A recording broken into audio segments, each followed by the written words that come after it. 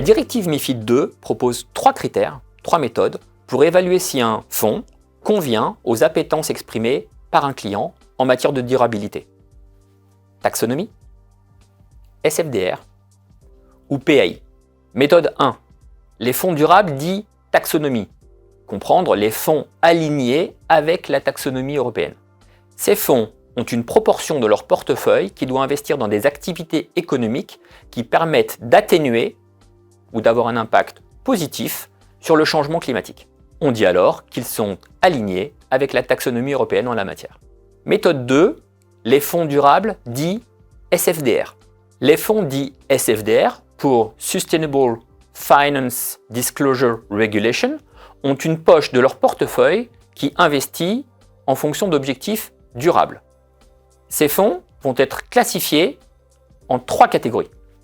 Les fonds dits article 6, les fonds dits article 8, et enfin, la catégorie la plus exigeante, les fonds dits article 9.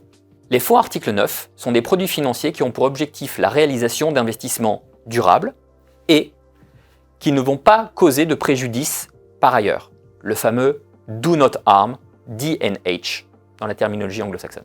Les fonds article 8 sont des produits financiers qui peuvent également intégrer plusieurs stratégies durables, environnementales, et reposer sur des critères ESG, avec des critères environnementaux, sociaux et de gouvernance.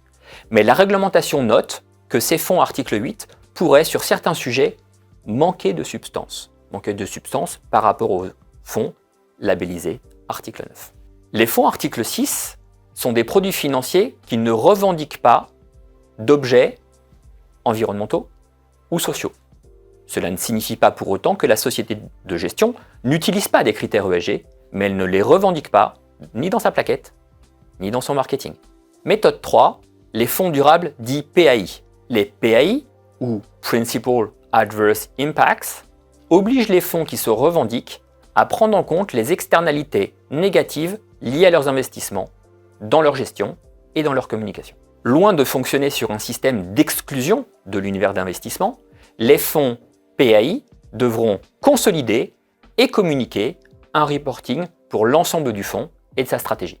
En synthèse, la directive MiFID II propose à l'investisseur 3 méthodes afin d'évaluer si les fonds qui lui sont proposés vont correspondre à son appétence en matière de durabilité. Taxonomie, SFDR et PAI. Ces 3 méthodes pourront être utilisées individuellement ou conjointement.